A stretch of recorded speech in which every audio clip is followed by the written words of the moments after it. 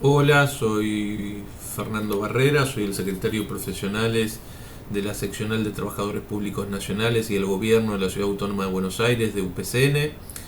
En esta media horita te voy a acompañar con este video para darte los puntos más importantes del Código Electoral Nacional para que cuando hagas la lectura de esta ley que forma parte del cuerpo normativo dentro del eje de Administración Pública Nacional previsto en el sistema de evaluación pública ordenado por el Ministerio de Desregulación y Transformación del Estado. Como te decía, en este video de media hora vamos a tratar los puntos elementales y fundamentales del Código Electoral que te sirvan como para ordenar la lectura y el desarrollo de esta temática. Espero que te acompañe, que te sea de utilidad y por supuesto a disposición para cualquier duda o consulta que pueda haber sobre esta temática. Vamos a empezar a ver el capítulo vinculado al Código Electoral Nacional. Esto es la Ley 19.945 y sus modificatorias.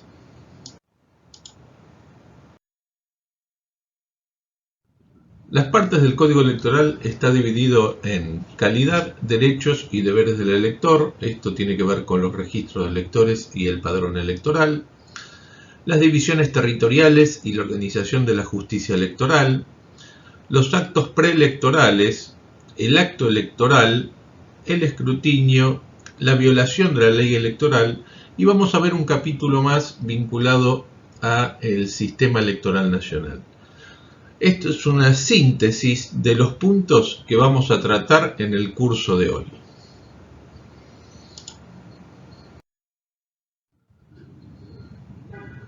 ¿Quiénes tienen derecho a ser electores? Los argentinos nativos y por opción, desde los 16 años de edad hasta los 18. Esa elección es optativa, pueden votar o no hasta cumplir los 18 años de edad. Luego veremos desde los 18 ser obligatorio. Los argentinos naturalizados de los 18 años de edad, siempre y cuando en todos estos casos no tengan ninguna inhabilitación especial, por ejemplo una inhabilitación judicial. Es muy importante marcar que la calidad de elector se prueba por su inclusión en el registro electoral, es decir, por la inclusión del elector en el padrón.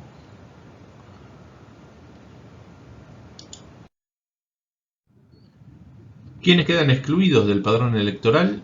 Los dementes declarados en juicio, los condenados a delitos dolosos a pena privativa de la libertad por el término de la condena, los condenados por faltas previstas en las leyes nacionales y provinciales de juegos prohibidos, los sancionados por infracciones de deserción calificada, los declarados rebeldes en causa penal hasta el cese de la rebeldía o bien hasta la prescripción de la causa, y los inhabilitados por la ley orgánica de los partidos políticos o bien por prescripciones legales o reglamentarias, como hemos visto en el caso anterior con los inhabilitados. Es importante remarcar que los procesados no condenados que se encuentren cumpliendo prisión preventiva tienen derecho a emitir su voto. Ya vamos a ver cómo se crea el correspondiente registro de electores privados de libertad, es decir, estarán incorporados en un padrón específico. ¿Cuáles son los derechos del elector? Por supuesto, la inmunidad del elector. Ninguna autoridad estará facultada para reducir a prisión al elector desde 24 horas antes de la elección hasta la clausura del comicio, salvo flagrante delito u orden emanada de un juez. Facilitación de la emisión del voto, es decir, ninguna autoridad podrá obstaculizar la actividad de los partidos políticos en cuanto a la instalación y funcionamiento de locales y suministro de información a los electores. Tendrán licencia especial para sufragar o desempeñar funciones comiciales aquellos trabajadores que en la misma hora en que se desarrolla el comicio tengan que prestar servicio en sus trabajos. Obviamente, esto sin generarle ninguna deducción económica en su salario, ni tampoco la necesidad de recuperar las horas que disponga para poder sufragar o desempeñar la función determinada, como por ejemplo autoridad de mesa. Por último, el sufragio debe ser es individual, secreto y obligatorio. ¿Qué significa sufragio individual? Bueno, por supuesto que nadie puede obligar al elector a votar en grupos. Todo aquel que figure en el padrón y exhiba su documento cívico tiene el derecho de votar. Se presenta en la mesa y con su documento cívico correspondiente vamos a ver cuáles están habilitados y con cuáles no puede votar, puede considerar su identidad a los efectos de poder emitir el sufragio. El sufragio es obligatorio, es decir, todo elector que figure en el padrón, además de ser un derecho, tiene el deber de votar en la elección nacional que se realiza en su distrito.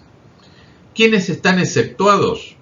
Los jueces y auxiliares por su función, en el caso que trabajen en el operativo comicial, quienes se encuentren a más de 500 kilómetros del lugar donde se deba votar, quienes por enfermedad o porque estuvieran imposibilitados de alguna fuerza, por fuerza mayor, pueden estar exentos del voto, van a tener que certificar tanto su enfermedad como la imposibilidad a través de un médico correspondiente. Quienes tengan más de 70 años también pueden estar exentos del sufragio, y quienes se encuentren tachados con tinta roja en el padrón, aunque esa tacha que viene en el padrón que se recibe en las mesas electorales puedan ser un error.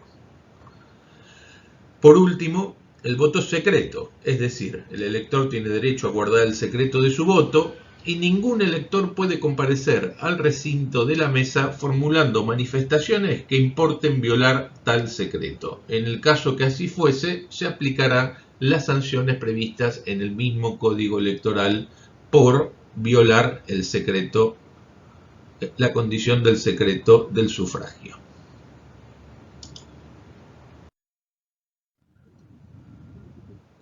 El Registro Nacional de Electores es competencia de la Cámara Nacional Electoral, la realización del Registro Nacional de Electores. Este registro tiene 4 subregistros. Por un lado, el registro específicamente de electores, propiamente dicho, que se organiza por distrito. El de electores inhabilitados y excluidos, que ya lo hemos visto en los filminas anteriores. El de electores residentes en el exterior y el de electores privados de la libertad. La Ciudad Autónoma de Buenos Aires y cada una de las provincias de nuestro país representan un distrito electoral, cada una de ellas. Padrones. El provisorio, que registra las novedades hasta 180 días antes de cada elección e incluye a quienes cumplan 16 años de edad hasta el día mismo del comicio. Y por último, el definitivo, luego de realizadas las salvedades, los reclamos, las correcciones que cualquier elector puede reclamar en la justicia que se realice, 30 días antes de la fecha de la elección primaria, la justicia electoral del distrito elaborará el padrón definitivo. El padrón se organiza por distrito electoral. Como vimos antes, cada provincia y la Ciudad de Buenos Aires son un distrito electoral independiente, pero a su vez está dividido en secciones, circuitos y mesas. La sección es el departamento provincial o, en el caso de la Ciudad de Buenos Aires, las comunas de la ciudad. El circuito es una división administrativa numérica en las cuales se divide cada sección, y la mesa agrupa entre 350 hasta 350. En la Ciudad de Buenos Aires generalmente son de 300 electores inscriptos, habilitados a votar, ordenados alfabéticamente. Actos preelectorales. Se consideran actos preelectorales todos aquellos que están regulados por el Código Electoral y que se tratan de actos que los partidos políticos o bien los electores deben realizar previo a la elección, e incluso los candidatos, como por ejemplo las campañas electorales. ¿Cuáles son los actos preelectorales que ya forman parte del proceso electoral? Bueno, en principio la convocatoria a elecciones. La convocatoria a cargos nacionales y parlamentarios del Mercosur será hecha por el Poder Ejecutivo Nacional. Recordemos que estamos hablando del Código Electoral Nacional. Los cargos electorales de las distintas jurisdicciones, por ejemplo diputados provinciales o legisladores porteños, se regulan en virtud del Código Electoral de cada una de las provincias. La elección de cargos nacionales, según el Código Electoral Nacional, se realizará el cuarto domingo de octubre. En el caso de la elección de presidente y vicepresidente de la Nación, la convocatoria debe hacerse con una anticipación no menor de 90 días y celebrarse dentro de los 2 meses anteriores a la conclusión del mandato del presidente y vicepresidente en ejercicio. Esta convocatoria debe comprender la posibilidad de un balotaje o segunda vuelta. Desde la proclamación de los candidatos en las elecciones primarias realizadas de acuerdo a la presentación de cada una de las alianzas o de los partidos políticos intervinientes, y hasta 60 días antes de la elección, los partidos políticos registrarán ante el juez federal con competencia electoral del distrito la lista de candidatos proclamados. En caso de renuncia, fallecimiento o incapacidad sobreviniente del candidato presidencial, será reemplazado por el candidato a vicepresidente. Y en caso de vacancia de la vicepresidencia, la agrupación política que lo haya registrado deberá proceder a su reemplazo en el término de 3 días. La elección del nuevo vicepresidente debe recaer en un elector que haya participado en las elecciones primarias como precandidato de la lista en la que se produjo la vacante. Todos estos es previo a la elección, si sucede previamente a la elección, es decir, luego de la PASO y antes de la elección general. Según la Ley 27.781, recientemente aprobada en octubre del 2024, se crea el sistema de la boleta única de papel como instrumento de votación para todos los procesos electorales nacionales contemplados en el Código Electoral. Insisto, nacionales. Los cargos correspondientes a cada una de las provincias va a depender del Código Electoral provincial. La boleta única papel debe incluir todas las categorías nacionales para las cuales se realiza cada una de las elecciones. Por ejemplo, presidente, vice, senadores nacionales o diputados nacionales. Esta boleta está dividida en espacios, franjas o filas horizontales para cada una de las categorías de esos cargos electivos y espacios, franjas o columnas verticales para cada agrupación política que cuente con listas oficializadas. Debe incluir el nombre de la agrupación política, la sigla, monograma, logotipo o escudo, categoría a elegir. En el caso de elección a presidente y vicepresidente, el nombre, el apellido y la fotografía color de ambos candidatos. En el caso de senadores, el nombre y apellido de los candidatos y la fotografía de los titulares. Recordemos que son 2 candidatos senadores titulares y 2 suplentes para cada elección. Y diputados nacionales y de Mercosur, que debe incluir el nombre y apellido de los primeros 5, en el caso que tuviesen 5 o más diputados nacionales ese distrito, y la fotografía de los 2 primeros titulares. Si ese distrito elige menos diputados nacionales, obviamente solo incluirá la fotografía y el nombre y apellido de los candidatos correspondientes. La boleta única papel tiene un sistema de casilleros para elegir. Es decir, del lado de cada tramo de cargo electivo se agregará un casillero en blanco para que cada persona pueda optar por el candidato o por los candidatos correspondientes. Si un partido no participa en alguna de las categorías de esa elección, el espacio correspondiente a esa categoría se incluirá no presenta candidato en el caso de ese partido o esa alianza. No está aprobada la posibilidad de votar por lista completa. Por ende, no existirá un casillero por el cual uno pueda elegir por boleta completa. Si quiere votar todas las categorías de un partido, va a tener que marcar todos los casilleros de ese partido en cada categoría. Para votar en blanco, puede hacerlo por una categoría sin marcar ningún casillero, o bien no marcar ningún casillero de la boleta única de papel, con lo cual el voto en blanco será para todas las categorías. Es importante remarcar que la impresión de las boletas únicas de papel estarán a cargo del Poder Ejecutivo Nacional.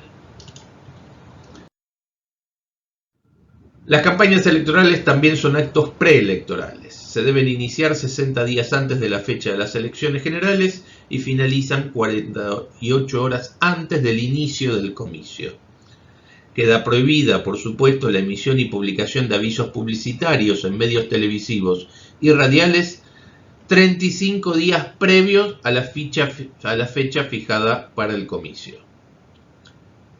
25 días antes de la celebración de las primarias y de la general, la realización de actos inaugurales de obras públicas, el lanzamiento o promoción de planes de gobierno, proyectos o programas de alcance colectivo y en general, están prohibidos.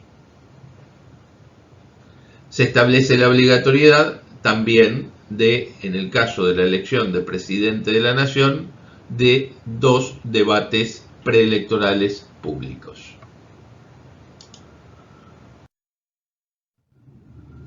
El acto electoral.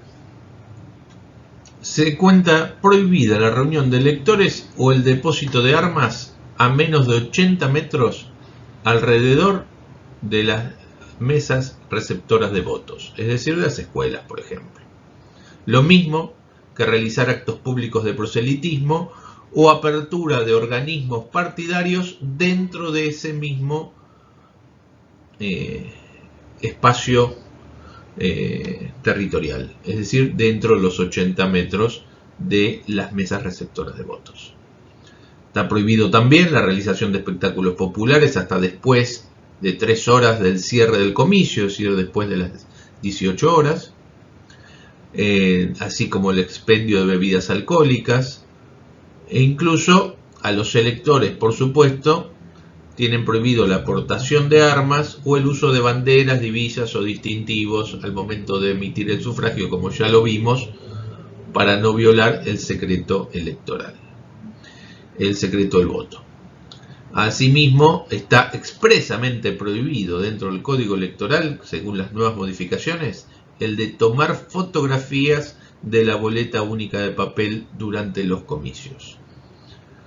Y para las consultoras o empresas de medios o medios masivos de comunicación, publicar o difundir encuestas y proyecciones sobre el resultado de la elección durante la realización del comicio está prohibido y hasta 3 horas después de su cierre.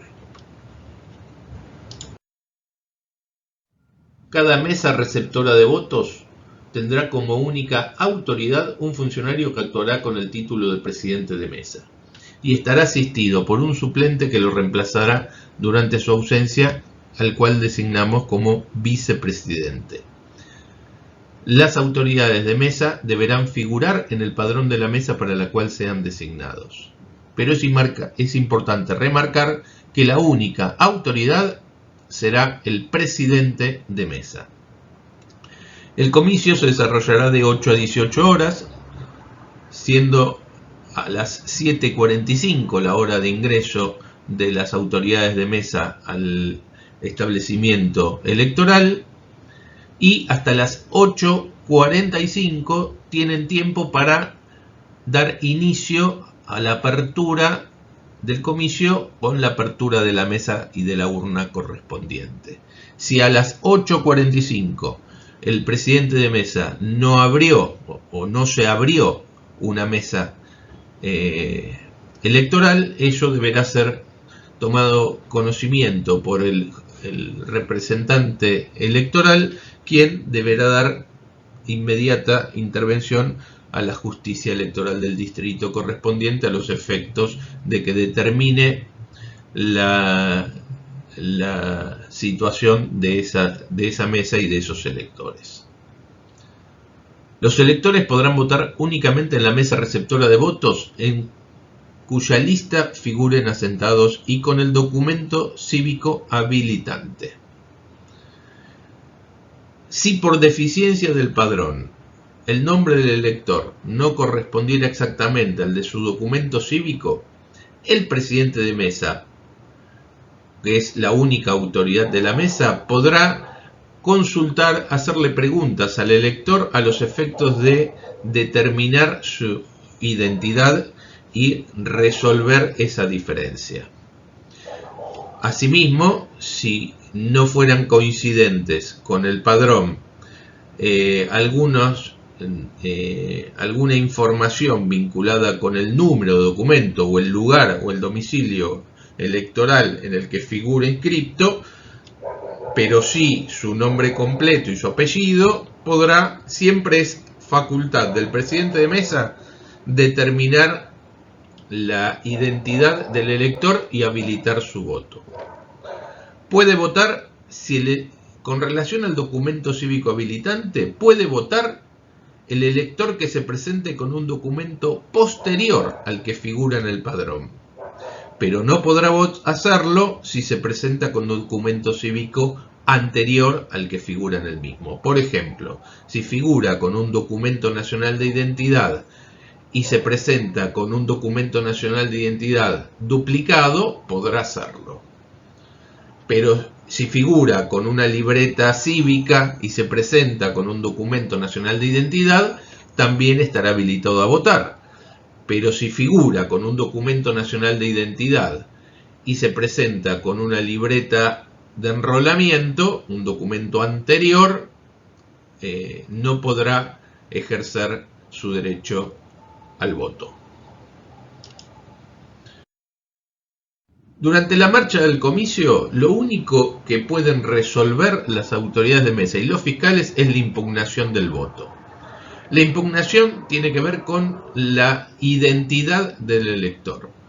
Si el presidente de mesa, al momento que se presente el elector, considera que su identidad no está probada con la presentación del documento o hay diferencias insalvables con las que figuran en el padrón, el presidente de mesa puede impugnar el voto y asimismo los fiscales partidarios, para lo cual se confeccionará un acta especial en donde conste el motivo de la impugnación y se agregará y se le dará al elector para que vote conjuntamente con la boleta única de papel. Si el elector, al momento de salir del cuarto oscuro, no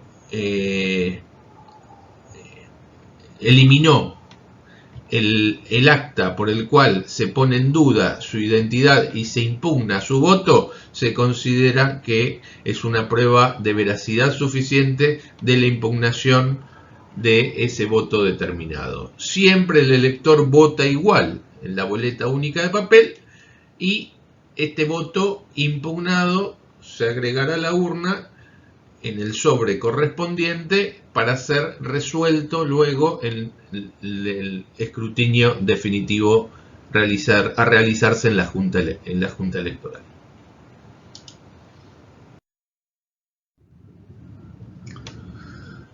Al momento del cierre, a las 18 horas, se produce el cierre del comicio y comienza la etapa del escrutinio. Hay dos escrutinios electorales. El escrutinio provisorio que se realiza en la mesa en la que votó el elector y el escrutinio definitivo que se hará con posterioridad, días después, en la Junta Electoral Distrital conducido por el juez federal a cargo del proceso electoral. En el escrutinio de mesa se extraen todas las boletas únicas de papel de la urna, se procede al recuento de las mismas, las cuales deben coincidir con el número de electores sufragantes en la mesa, considerados en el padrón que está en la mesa, y se analizan las marcas realizadas por los electores en cuanto a cada categoría. Se considera voto válido aquellos que fueron emitidos en boleta única oficializada, donde claramente está identificada la voluntad del elector mediante cualquier tipo de marca dentro del casillero correspondiente. Por ejemplo, son válidos los votos afirmativos en lo que el elector marca una opción electoral por una o más categorías. También se considera voto en blanco, aunque válido, los votos en lo que no se marca ninguna preferencia en una o en varias categorías. En ese caso será en blanco para esa categoría o para todas las categorías del proceso electoral. Por su parte, se considerará voto nulo aquellos que fueran emitidos por boleta única papel no oficializada.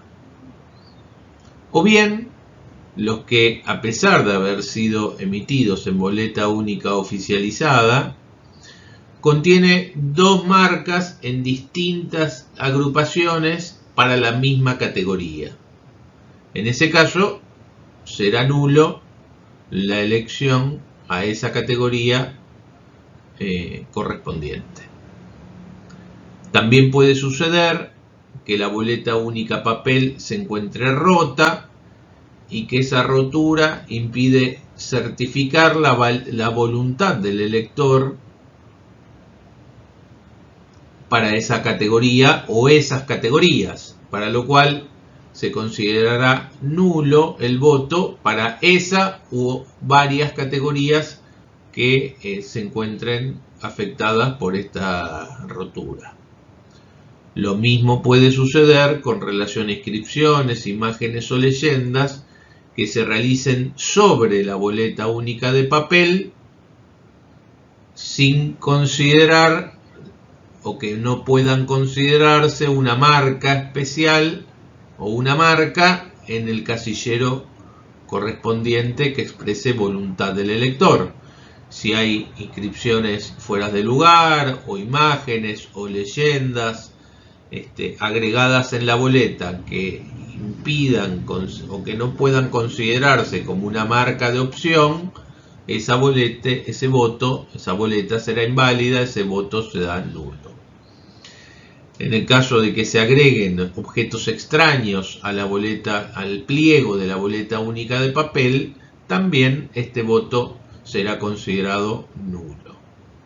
En cuanto al voto recurrido, es aquellos en los cuales quizás para el presidente o el fiscal hay contradicción en la decisión de si ese voto es válido o nulo, o entre los fiscales mismos, ellos podrán recurrir el voto y se establecerá un acta en la cual se agregarán las fundamentaciones que dieran motivo a la observación de ese voto, y se incorporará al acta correspondiente ese voto recurrido para ser resuelto por la Junta Electoral del distrito al momento del escrutinio definitivo. Una vez terminado el conteo de los votos emitidos para cada categoría por los electores, se confeccionará el acta de cierre correspondiente al escrutinio provisorio, en donde se cargarán la cantidad de votos impugnados, válidos, nulos, recurridos y blancos de cada una de esas mesas.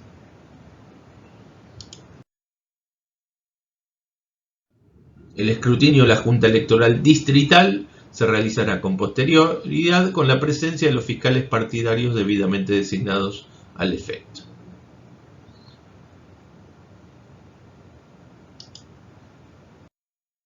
Por último, vale hacer aclaración sobre el sistema electoral nacional. Esto también está incluido dentro del Código Electoral Nacional.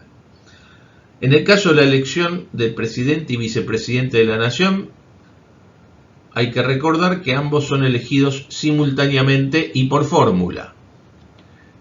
Y se utiliza el voto directo por el pueblo de la Nación. Este es un sistema que modifica el sistema anterior electoral por el cual se utilizaban los colegios electorales. En este caso, se suman directamente los votos para cada una de las fórmulas de manera directa, con arreglo al sistema de doble vuelta. En el caso de la elección de presidente y vicepresidente de la Nación, todo el territorio nacional constituye un único distrito. Resultará electa la fórmula que obtenga más del 45% de los votos afirmativos válidamente emitidos. En el caso que ninguna alcance ese porcentaje, aquella que hubiera obtenido el 40% y además lograse una diferencia de 10 puntos con relación a la segunda fórmula, que le sigue en número de votos, también podrá ser electa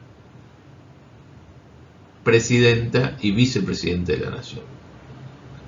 De no alcanzarse esos porcentajes, se realizará una segunda vuelta dentro de los 30 días entre las dos fórmulas más votadas y será electa aquella fórmula que obtenga mayoría simple de votos.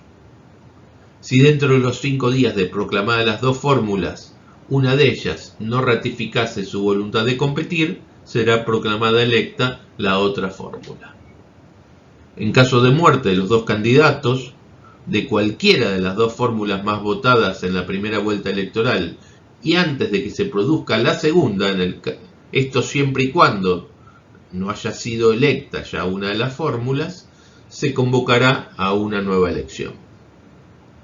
Si muere solo un candidato del partido de presidente o vicepresidente, se utilizará lo previsto en el Código Electoral. El vicepresidente reemplazará al presidente y en el caso del vicepresidente el partido político correspondiente podrá reemplazarlo.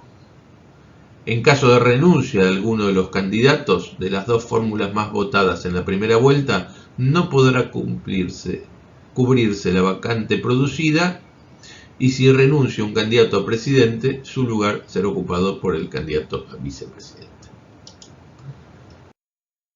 De los senadores, los mismos son electos también por el voto directo del pueblo de cada provincia y de la ciudad de Buenos Aires. Cada elector votará por una lista oficializada con 2 candidatos titulares y 2 suplentes, y resultarán electos los 2 titulares correspondientes a la lista del partido que obtenga la mayoría de los votos emitidos y el primero de la lista siguiente en cantidad de votos. En el caso de los diputados nacionales, son electos en forma directa por el pueblo de cada provincia y de la ciudad de Buenos Aires, para lo cual se considerará cada uno de estos distritos como un distrito electoral. Se aplicará el sistema DOT para la elección entre aquellas listas que logren superar el 3% de los votos del padrón electoral de ese distrito. En cuanto a el tiempo de mandato de diputados nacionales, senadores o del presidente y vicepresidente de la Nación, les recomiendo que lean, también es parte de este programa, la Constitución Nacional, donde se complementa todo el proceso de selección de estas autoridades electivas. Por mi parte, agradezco que me hayan acompañado hasta acá y les mando un fuerte abrazo. Muchas gracias.